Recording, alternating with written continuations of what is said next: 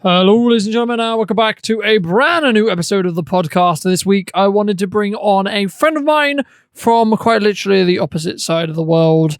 Through the wonders of technology, we will be talking to Ed Mower, or Ev Mower. I can never say his name. Apologies if I have pronounced that wrong, but I'll let him introduce himself in the next couple of moments. But I'd really like to thank you guys for tuning in again and coming back to the podcast once again. And if you did enjoy this episode and you would not like to miss next week's, then make sure to be subscribed to the channel. And I would love to hear what you think in the comment section down below. And I'll see you very, very soon. Okay, so my name is Evan Mower. I have a video production business called Evmo Productions. Not a very clever name, but it's what I work with. And I specialize in doing a lot of event videography, whether that's weddings or races or fundraisers. That's kind of where I got my beginning.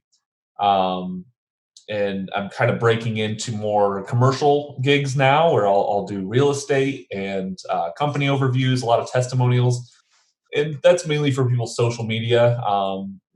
That's the realm that I find myself publishing on the most often. Other than my gig, my Evmo Productions side hustle, I'm a full time marketing manager for a non for profit near me that specializes in helping humans with disabilities. So that's my 9 to 5, Monday to Friday. But usually my evenings and weekends are consumed with getting my business up off the ground. No, that's good to hear. I mean, as I think you know, as we were briefly discussing before we started this podcast, I interview quite a lot of people from everything from video production to hair salons to game devs to counselors, etc. Just to give kind of, for me, it's more of an interesting perspective in the respect to seeing how people have been, firstly, one, like what lockdown looks like, or COVID or pandemic or etc. looks like from your side. Just to give some context for those who don't know, Evan is currently on the other side of the world to me, which is very exciting, very fun. But I think it'd be an interesting to first discuss sort of how you know me or I know you, and how we sort of met for obvious reasons digitally. But so would you want to kind of kick off on that, and then we can kind of probably jump into what let's do it. That was the COVID coolest looks thing. like. So a mutual I guess role model for probably both Carlton and I. His name's Scott McKenna. He had challenged all of his subscribers at the very beginning of 2019 to do 30 straight days of video. Whether that's a daily vlog or just some sort of creative piece of content every single day. Um, and it didn't sound like he intended for this to happen, but a community formed out of that, and people were in the description of their YouTube video, they would put the hashtag Scott McKenna challenge, and that enabled all of us to find each other. I'd say there were probably, I don't know, 15 people that stuck it through, and I'm still connected with pretty much everyone in some form. But it was a challenge to make those videos every day. So that's how me and Carlton kind of became acquainted. We started commenting and just kind of encouraging each other along the way of these videos, just to keep it going and keep the content coming. Yeah, definitely. I mean, from my side anyway, it was something which I had wanted to do in the respect to, like, I'd always looked at videos and from a video production standpoint, but it was kind of Scott was just that kind of final cherry on top to be like, just kick me into action to kind of do it, It was totally that in that kick respect. that So we needed. And that was at a point in my life where like Evmo Productions really wasn't a thing. It's still kind of in its infancy. But I just didn't have much work on, personal work that I had. So, what better to do than to create my own content for myself? So that was perfect. If I were to do that now, it would definitely take a different shape, because those videos probably took 2 or 3 hours each day to make, and if I was spending that currently on my videos, I would be taking away from the clients that have hired me. So it would definitely take a different shape. And what I'm interested to hear from you is how I mean, you're able to create content for yourself, but it sounds like you're also super busy with your clients' work. So you have found that divide that seems to work for you. Um, Curious to hear more about that.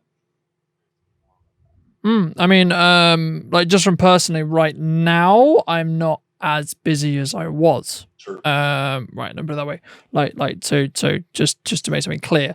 So it allows me to have all this extra time and all this extra kind of you know, creative outlet for me to do things like this and create other forms of content in that respect. But I have tried my best to always have that balance, from when we first met all the way through 2019 into the start of 2020.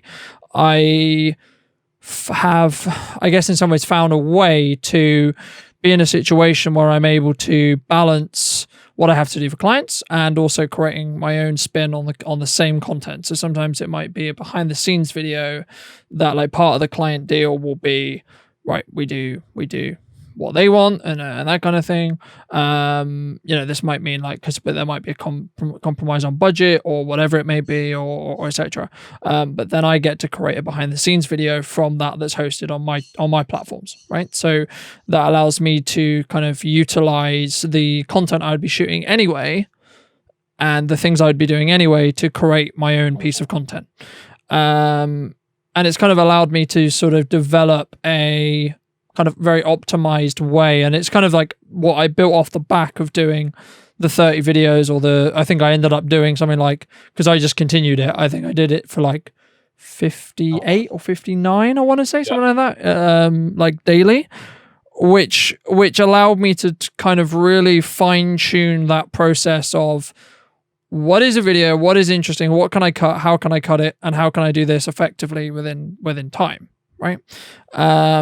And then what do the people who follow me or follow my work actually care about to hear, right? So it might be I go on a long rangent topic. I've done it in podcasts, I've done it in other content, but am I going to necessarily, or do I think that the people who who follow me and follow my work, are they going to specifically care about that tangent, right? So that will be a decision on whether whether it stays in or not, or whether I think there's value within that tangent, so to speak, as well. So, and I also think for me, it's been about, and I'm sure you can find the same, is like when you create a piece of content, you look at how could you make that piece of content better, and then you take that into the next one, and then so on. That process repeats, right?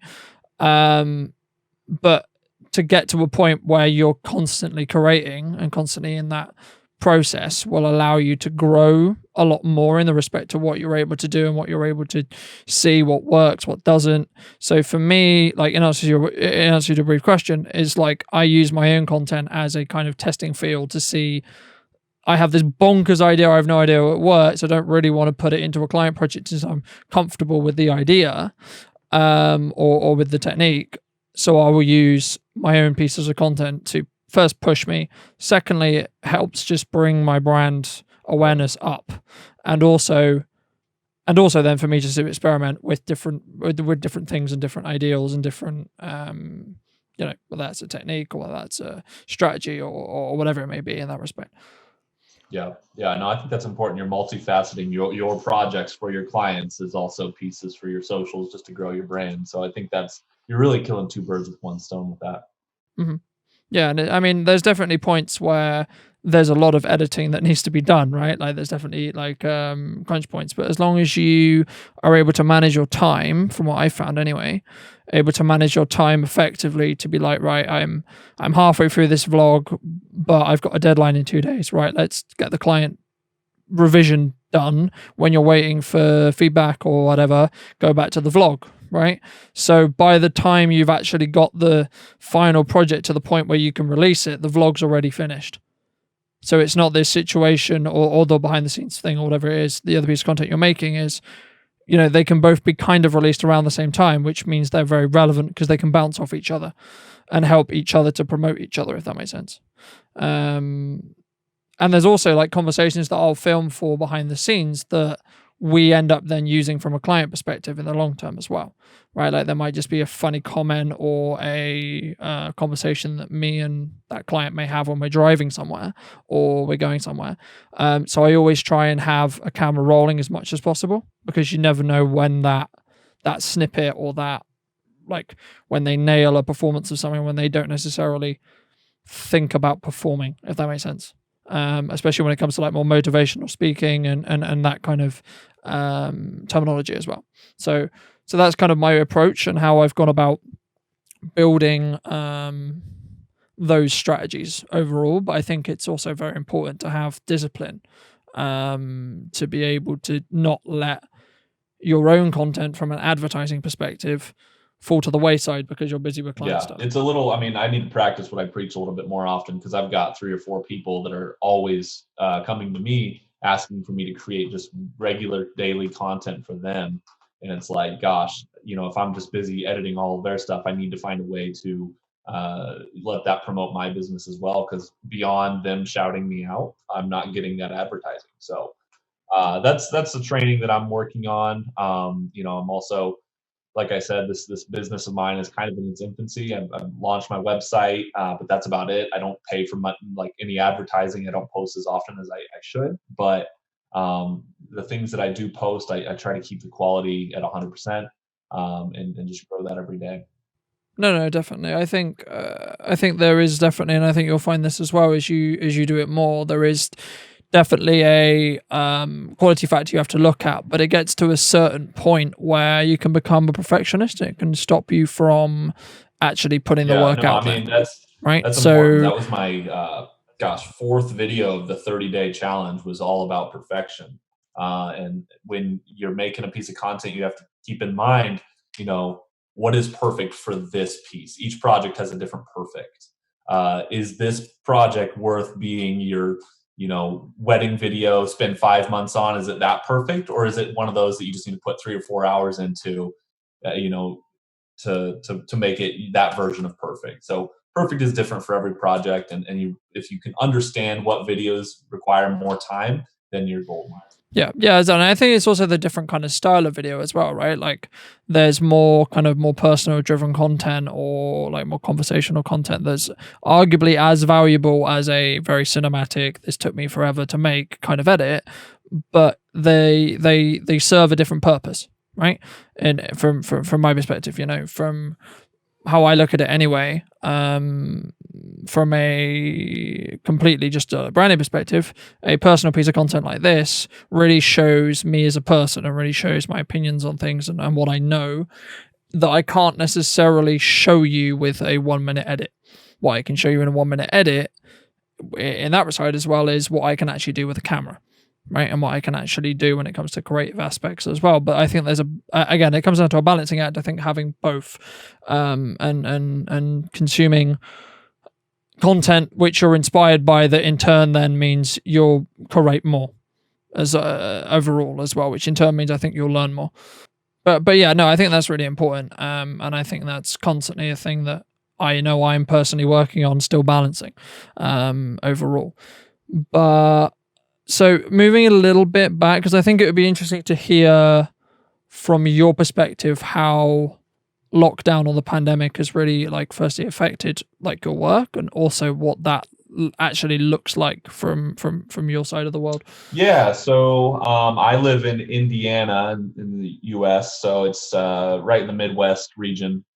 Um, and we shut down, mid March. It kind of took everyone by surprise. I mean, we saw it was kind of like a wave. It's off in the distance, and then it gets closer, just through.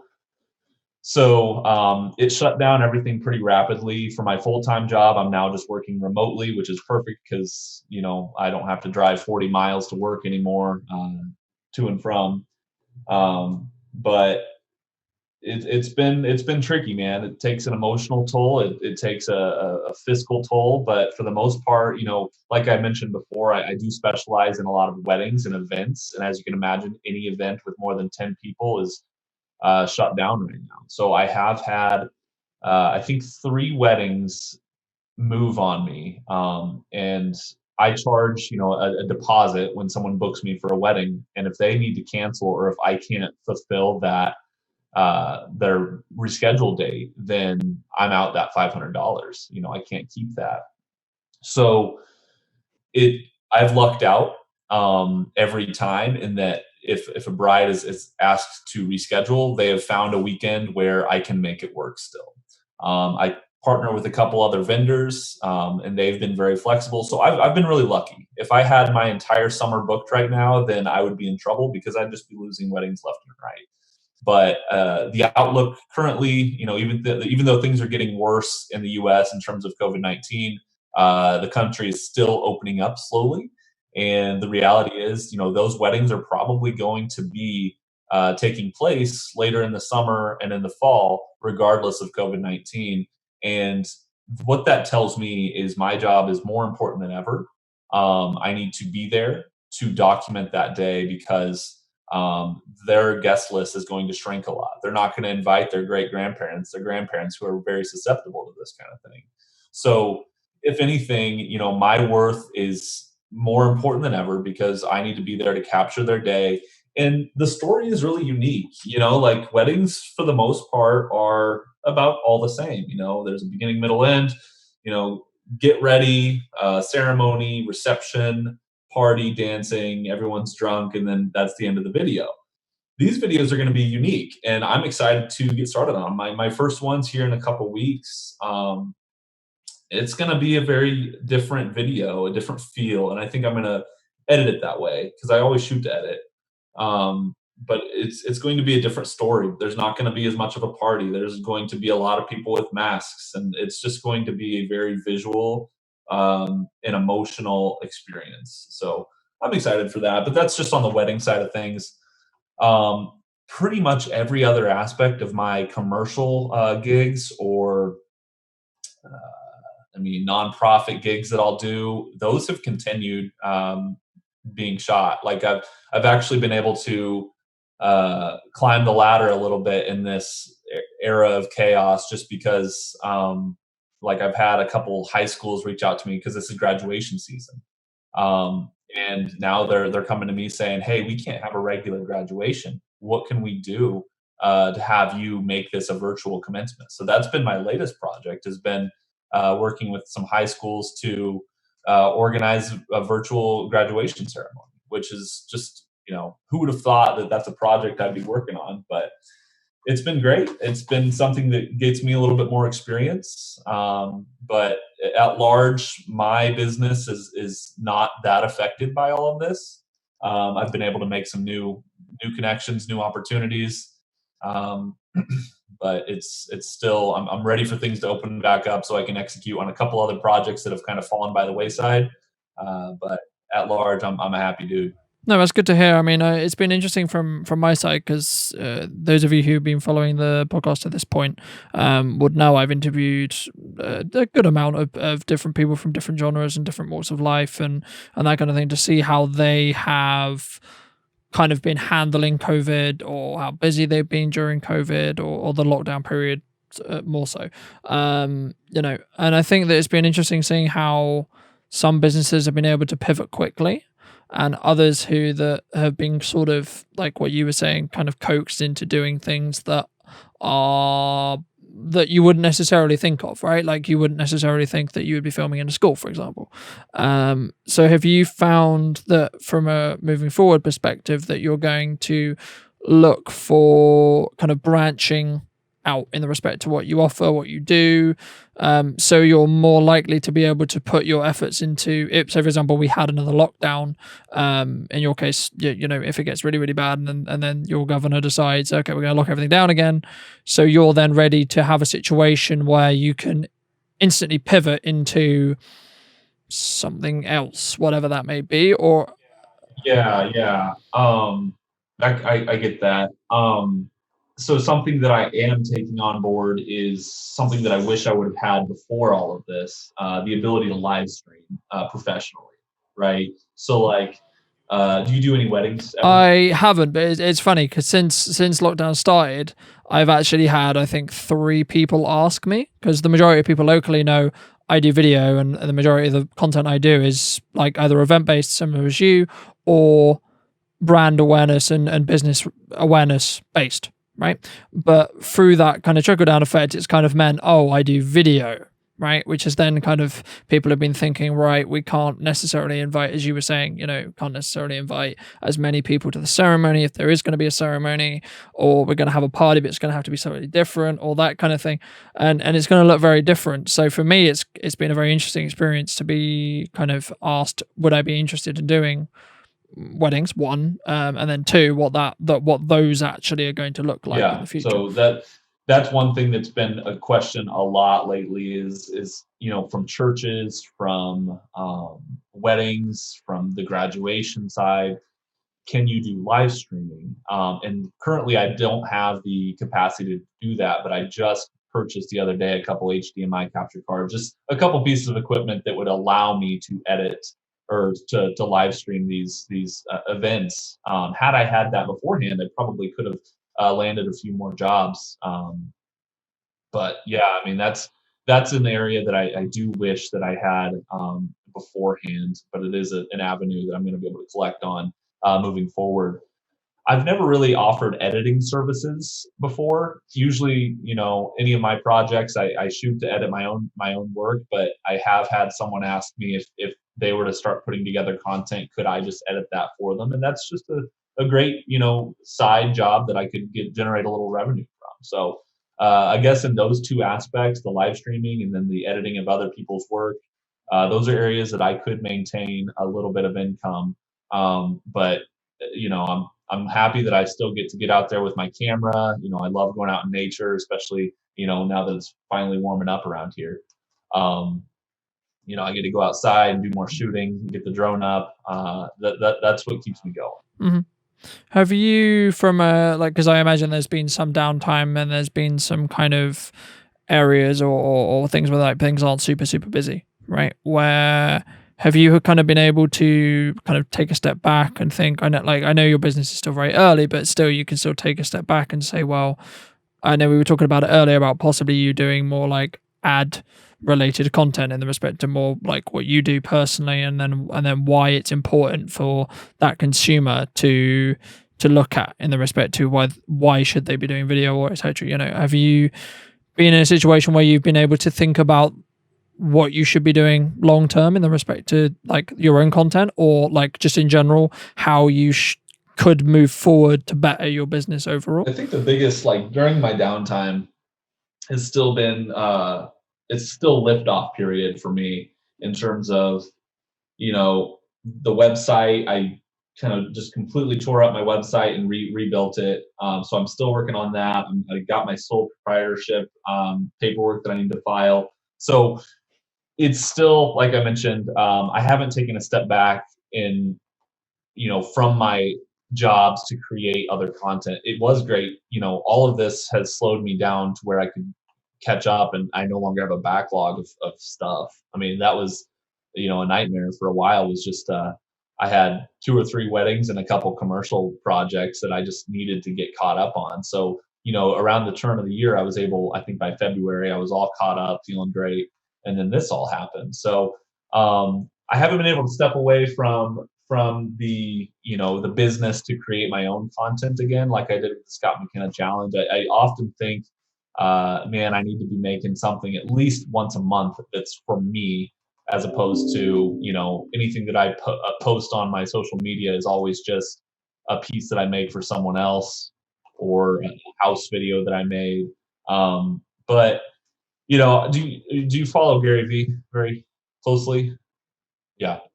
So I mean, his whole thing, and I mean, he has so many things, but his whole thing is uh, create content that is very unique to you. Um, don't cater to anyone else's interests. Cater to your own interests because there's 7 billion people in the world, and there's more people who are interested in exactly what you're interested in. So, I mean, if I make videos about gear or the things that I love, there's going to be people that are interested in that. But if I make video about stuff that everyone's making videos about, or um, stuff that's more mainstream, then it's just going to get lost in the slurry. So I do think that's the kind of content that I should be focused on, is just making stuff that is very uniquely me and that I'm passionate about, and other people will understand that. No, definitely. And I think that it's going to be, I mean, what I found anyway is that if you make content that you specifically are passionate about, specifically care about, and, specifically are interested in, it doesn't necessarily matter if someone else has done the same review on the same piece of product, because they're not going to have the same views as you. They're not going to cut it together the same way that you are. They're not going to necessarily, the video won't be the same, right? Even from a content perspective, in the respect of what you talk about, how you talk about it, your opinions of the gear, but the item itself may be the same, but there's still a lot of value in having multiple different reviews of, say, whatever that may be, right? And I think that's been interesting to see, and from my perspective, because a lot of what I've been doing during lockdown, as in some ways, is really focusing down on what kind of the pillars of content do I want to create, and how do I optimize creating them, right? So then when I am busy, because ideally I want to continue to be able to sort of have a similar level of output in the respect to my own content that's happening right now, whilst I'm also very busy with client stuff, if that makes sense. So the only way I'm seeing that I'm going to be able to do that is basically by getting ahead of myself constantly. So there will be this kind of upswinging client work where my own content will be slightly less of a priority in the respect to actually production. I'll keep lists of like ideas and stuff, but it'll be more difficult for me to create the content. But I'll have still stuff coming out because I will have prepared the content ahead of time to an extent, to allow me to have, when I have a lot of client work on. Because imagine it kind of does this, right? Like, so when I'm in those down periods where it might be slower with content creation for clients, it will then allow me to catch up again, so I'm then ready for the next time when I'm really, really busy with client work. That's what I've personally been looking at doing, and how do I go about doing that, and what's the kind of best return on my time in that respect. Because in turn, all of those pieces of content will eventually mean I'm able to do and obtain, hopefully, more clients in the long term, right? Whether that's, I saw your podcast that you did during lockdown, I loved it, blah, blah, blah, whatever, then that opens a conversation with me possibly helping someone else run a podcast, or someone else run a piece of long form content, or etc. in that respect. So I think that there's a lot of people who will have used this time to really think about what they want to do, right? From a longer term perspective. Yeah, and that's to that. I mean, those looking to take advantage of this time that we're in right now. There's nothing. I mean, this is something that's preached by nearly everyone, but provide value for businesses. And if you're a creative, be making things unrequested for businesses. So, like, for example, we've got a distillery local here that has always kind of they've flirted with the idea of doing video. They're pretty popular, but they've never really got into the video yet. But one of my friends works there, so I am working on making them just I went out and got one of their bottles of liquor, and I'm just going to make a really cool piece of content around this bottle, just kind of stage it, product videography. I'm just going to hand it to them and say, hey, here's this package. If you guys love it, use it.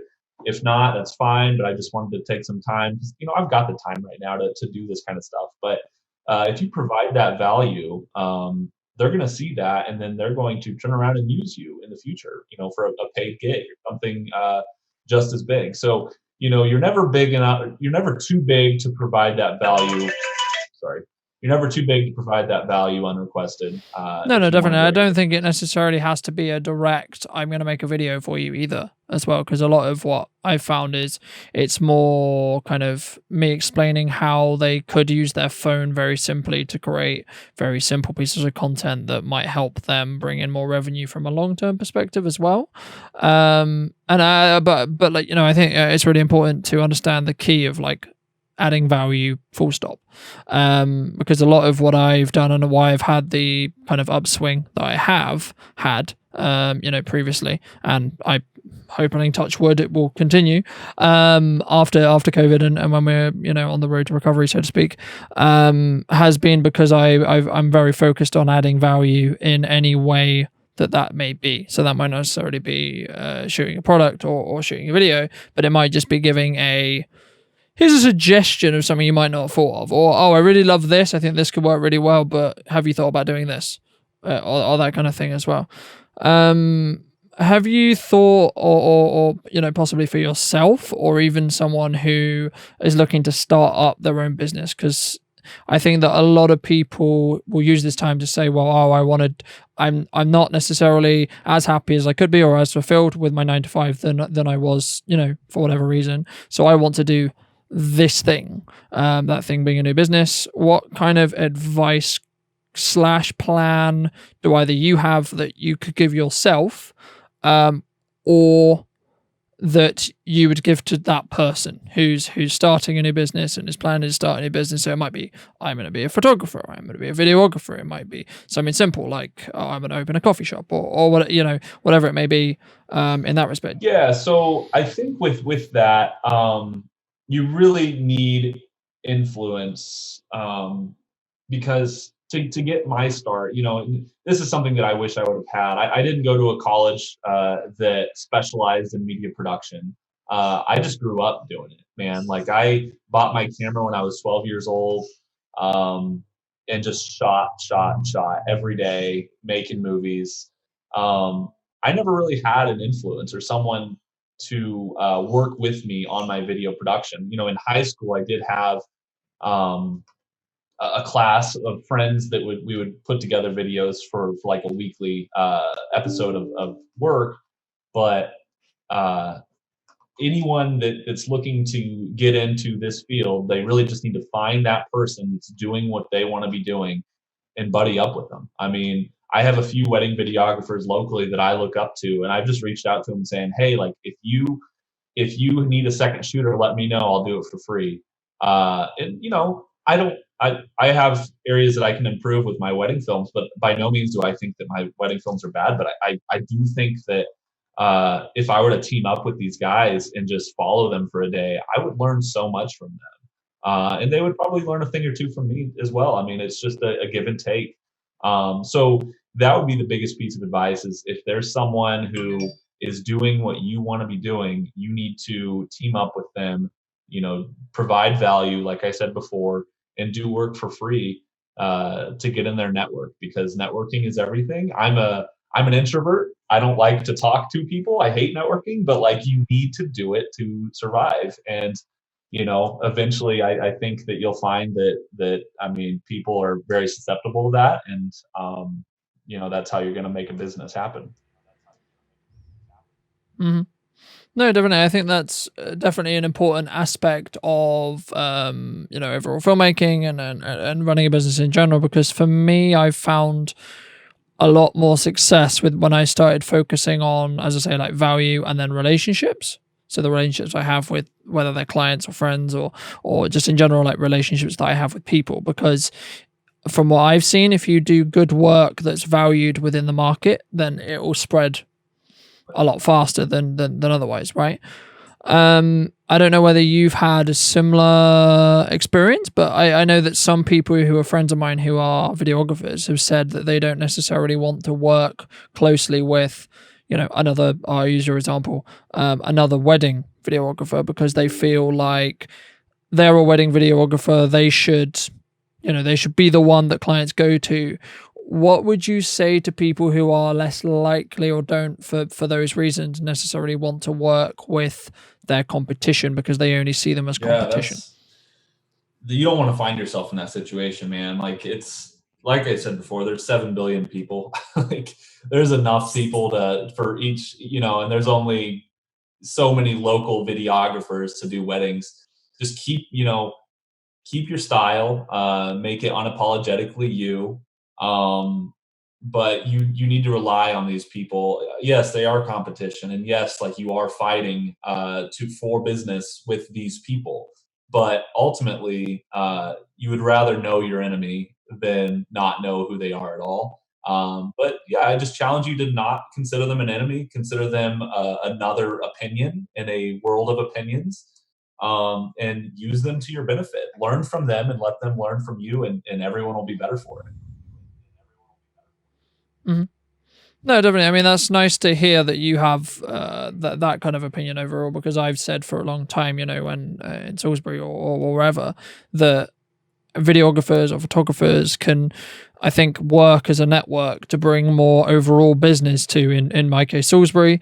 But so then everyone benefits, right? Like, if you bring overall more value, or you bring more money into the economy overall, then everyone's going to benefit, because there'll be more work around, which in turn means you'll be busier, which in turn means you'll make more money, Yep. hopefully. And I think that's important, but I think that's kind of a difficult thing to sort of start to get your head around. Once you're like on that road, and that's kind of, that's the kind of way you think about things, then it's fine to continue going down it. I think it can be difficult for people to get past this kind of barrier of, oh, he's just going to try and still work for me, oh, he's just going to use my secrets against me. Have you found kind of sometimes there's this like unsaid kind of, I'm trying to think of the best word to describe it, but it's like this kind of like, they don't really want to move because they want to see how you move first, I think, is the best way I I can think describe it, so. Yeah. I mean, from a business perspective. there's there's things that I do very exclusively that I've not seen people do in my area until I started doing them. One good example, and I don't know if this is as common where you are at, but real estate video is such an unsaturated market.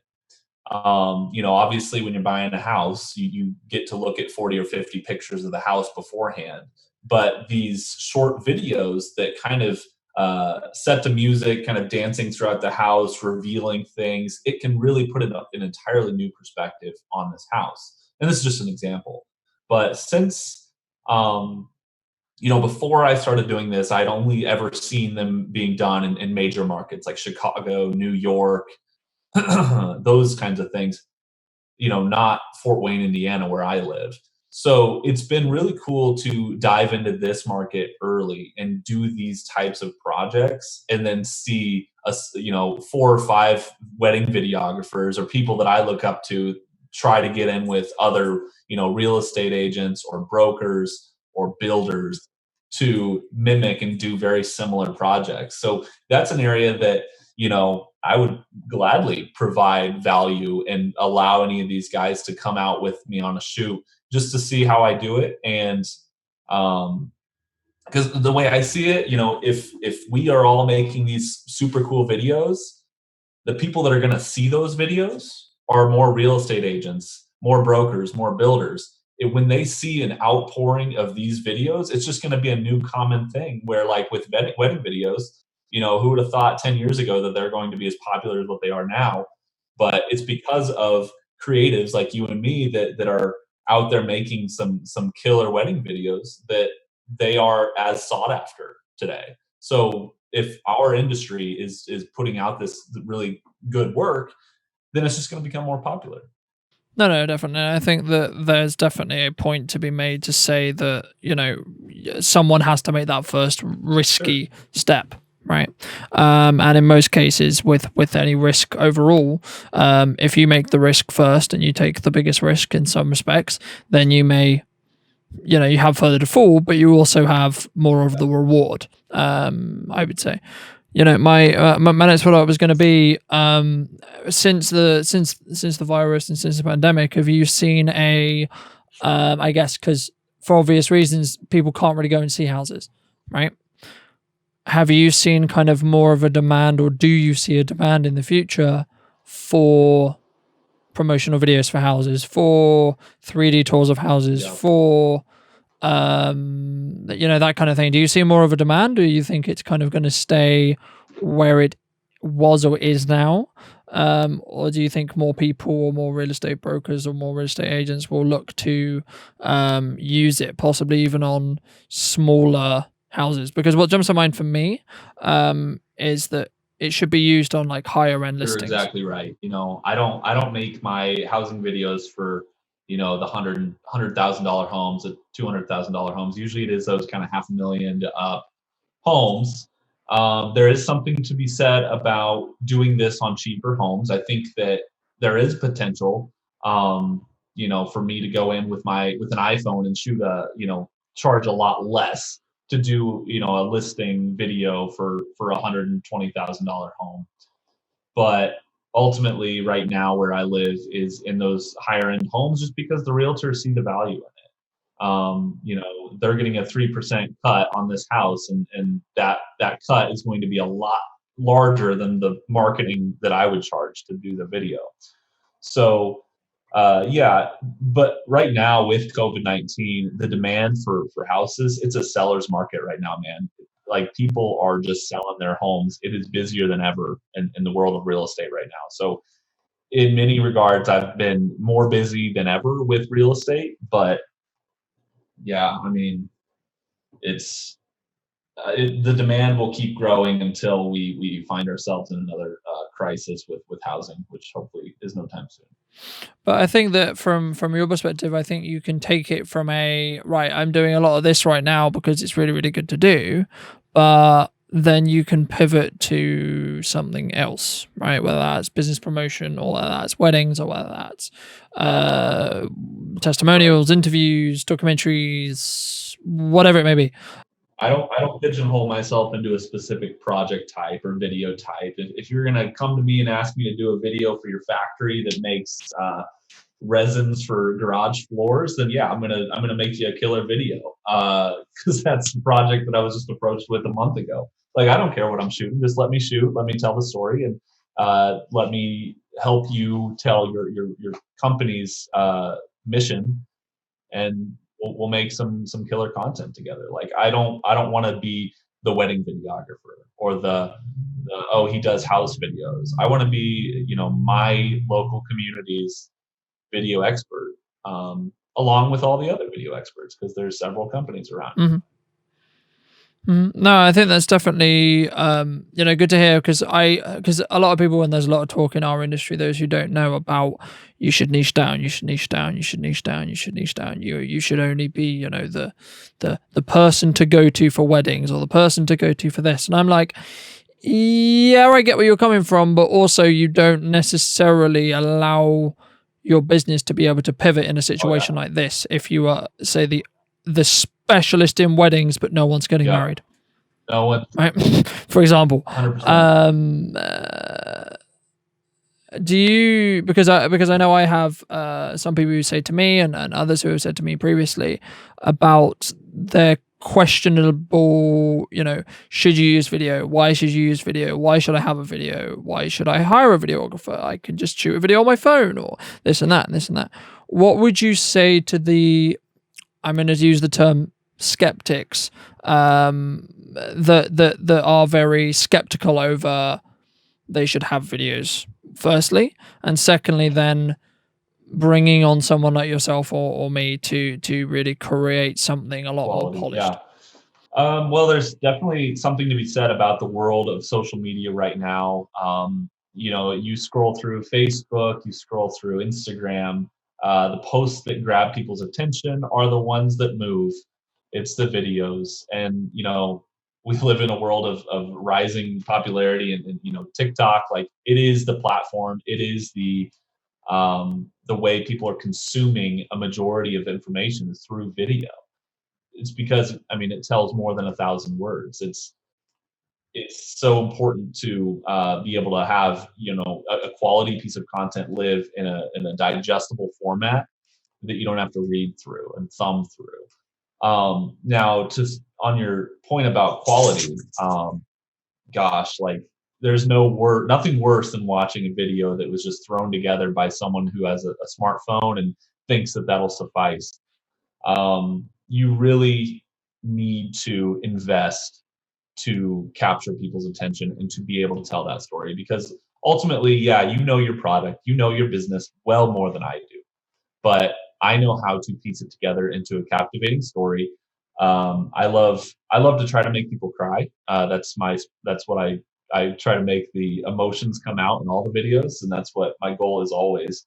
So, um, I know how to captivate that audience, to get the emotions flowing, to tell that story. And if you just have an iPhone 10, and the ability to talk about your subject matter, then that's not, unfortunately, that's not enough to make it and to really draw attention to your. I mean, no, no, no, definitely. But I think it's about from anyway what I say anyway. A lot of the time when I talk to clients or people about content, is it's this kind of, there's different kinds of content, right? Like there's a lot of people, especially starting out in video, who I would say, should start using their phone, right? Should just start interacting with their audience, and it has that more raw feel, especially when you're looking at like Instagram stories and stuff, right?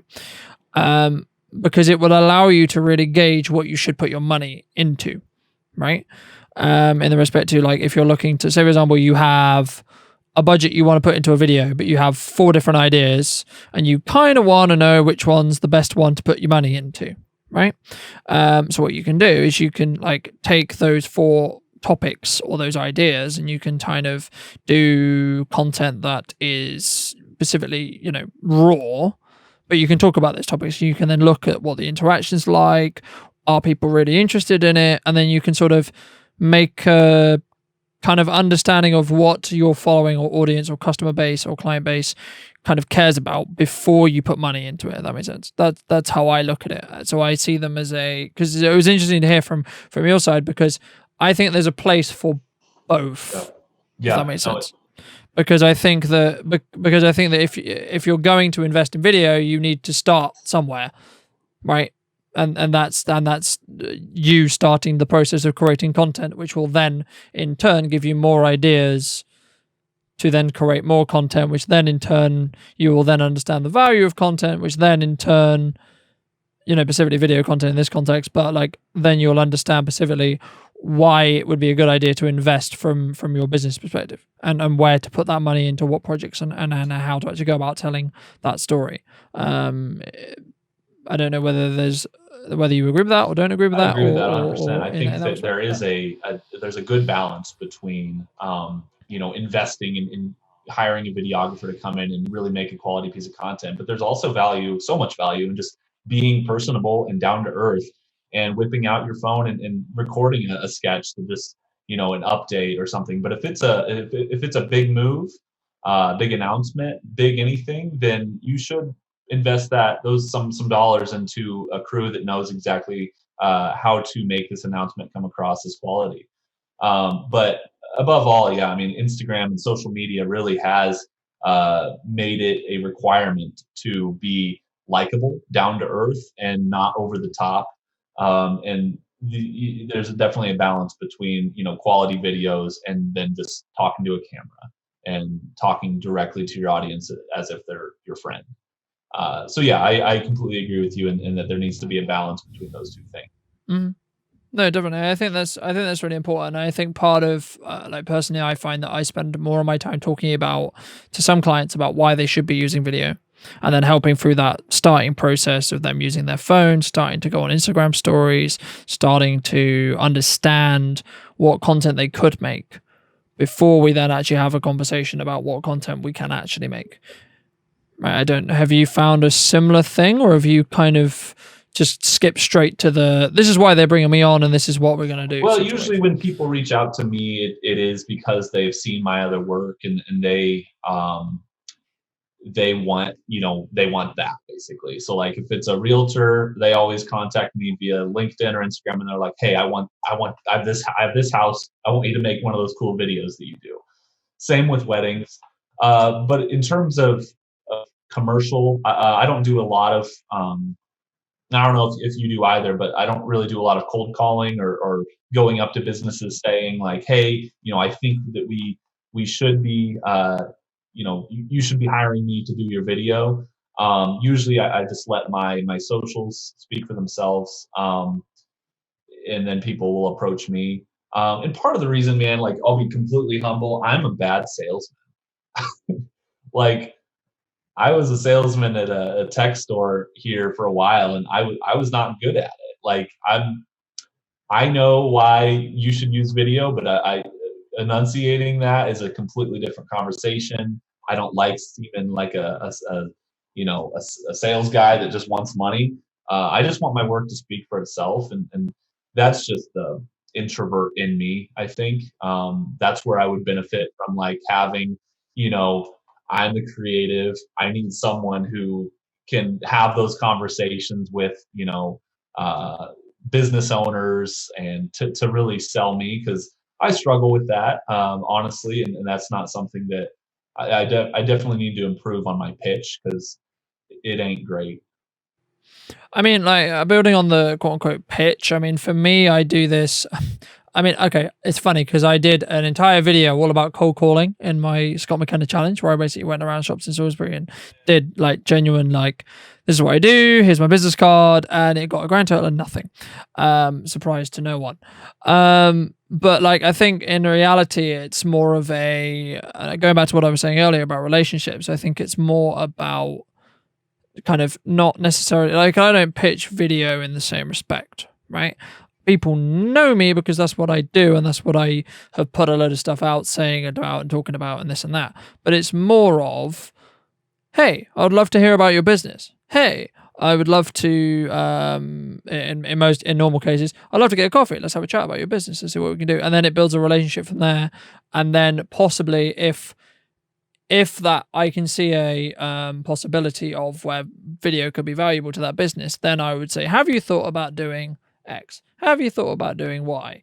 You know, have you thought about doing those things that may or may not incur with hiring me, right? To do video. But for me, it's always a longer process in regards to sales, in regards to quote unquote like bringing in client revenue and that respect. It's a lot kind of let me overvalue, like let me not overvalue in the respect of like I'm going to charge, but like let me give you so much value from just me as a human.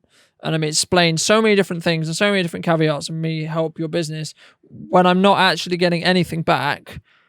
So then you won't even, then there's already that trust there, right? So you won't even think in a situation where you can see, oh, we should make a commercial about this, or oh, we should make a video, or we should make a promotional video about this. Then I'm always going to be forefront in their mind, because there's that trust there, and also because of everything else I do with how I go about posting my content, it's likely, from moving back to what you said as well about your work sort of speaking for itself. I think that's very important from a video perspective, because I think I get questions now and again where it's, I'm not getting clients but I'm doing all this work, and I'm like, well, then look at your work.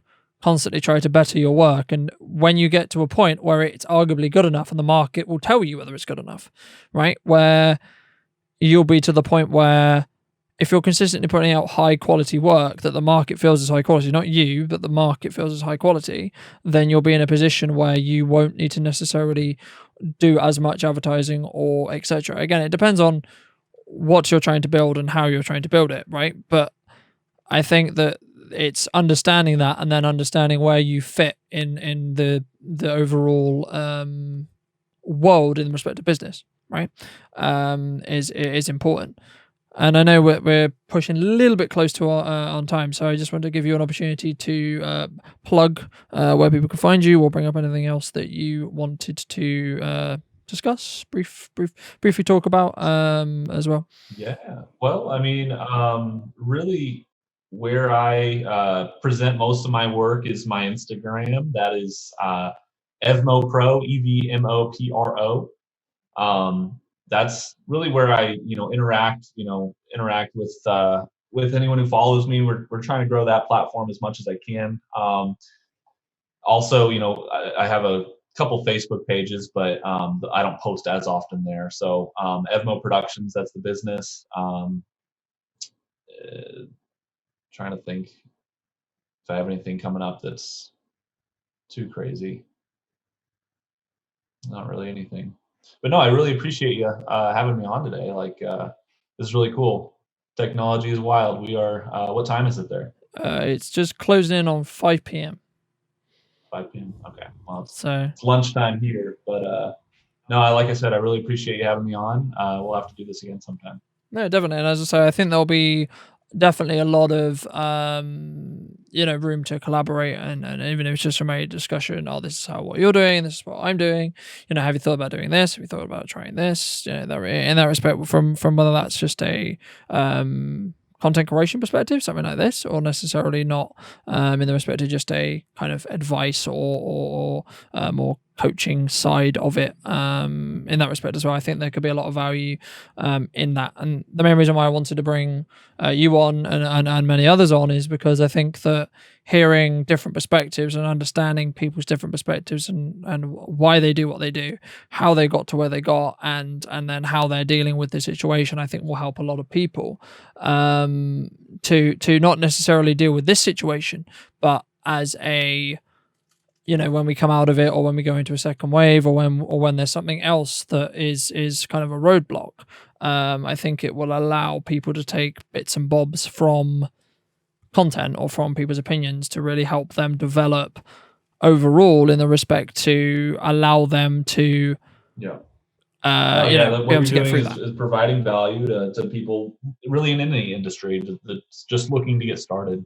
And I love that you've crossed platforms. You're doing podcasts now. That's wonderful. At large, I'm really only doing video for now. So I'll just keep growing that, keep fine tuning that, and we'll talk again. All right. Well, I'll let you go and get some lunch and Sure. etc. and do the other things I'm sure you have to do today. But thanks for coming on. And yeah, as I say, well, there'll be definitely crossover, and I'm sure there'll be other times where there'll be crossover and stuff. So thank you very much for your time and coming on. I think there was a lot of value in this episode, and I'll keep you posted on when it's Great. Thanks, going Carlton. live, We'll talk later. in that respect as well. All right. Yep. See you. Bye.